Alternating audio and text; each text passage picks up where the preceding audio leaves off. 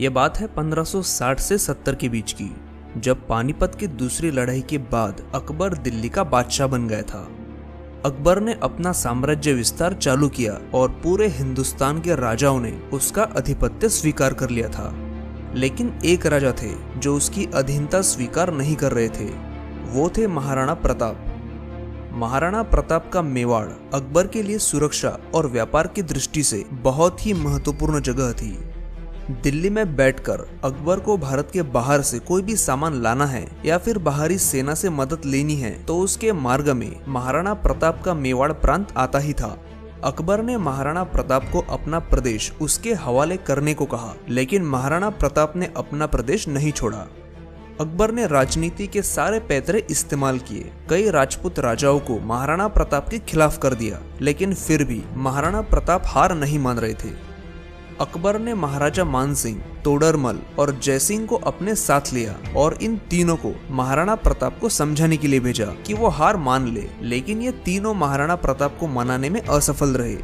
परेशान होकर अकबर ने अपने सेनापति मानसिंह को 80,000 की सेना लेकर मेवाड़ पर हमला करने भेज दिया। मानसिंह की सेना में 80,000 तो महाराणा की सेना में सिर्फ 15,000 सैनिक थे। वो दिन था 21 जून 1876, जब दोनों सेनाएं आमने सामने खड़ी थी। काफी घनघोर युद्ध हुआ। मुगलों को सफलता तब मिली जब मेवाड़ की सेना का मुख्य हाथी रामप्रसाद का महावत एक तीर से मारा गया।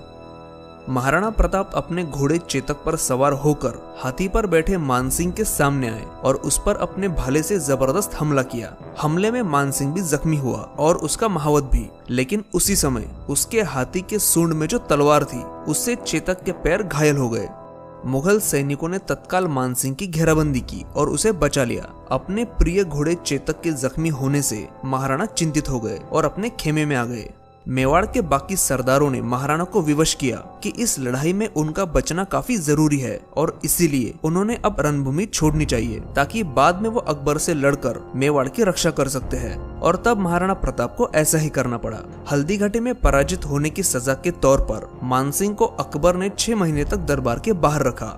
उधर महाराणा प्रताप अपने कई सरदारों को युद्ध में खोने के बाद अकेले पड़ गए थे, लेकिन फिर भी उन्होंने हार नहीं मानी। वो जंगल में भीलों के साथ रहने लगे, उन्हीं की तरह खाना खाने लगे, जमीन पर सोने लगे और भीलों को मिलाकर उनकी सेना भी बनाई। हल्दी घाटी के आसपास मौजूद पहाड़ियों की और जंगलों की महाराणा को अच्छी जानकारी थी, क्योंकि उनका पूरा बचपन यही बीता था और इसीलिए उन्होंने छापामार युद्ध नीति का इस्तेमाल किया। भले ही मेवाड़ पर अकबर को जीत ना मिली हो, लेकिन मेवाड़ ऐसा इलाका था जहां से अकबर की सेना को गुजरना ही पड़ता था। महाराणा के सैनिक उस पहाड़ी इलाके में फैल जाते और अकबर की सेना पर हमला करते।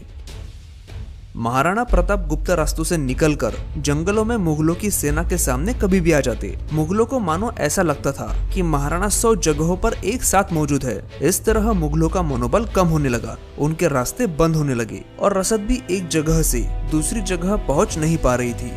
इस बीच देवर की लड़ाई में महाराणा के बेटे अमर सिंह ने मुगलों के सेनापति सुल्तान खां के उसके घोड़े के साथ 2 टुकड़े कर दिए थे और महाराणा प्रताप ने इसी समय एक साथ मुगलों की 36 छावनियां ध्वस्त कर दी।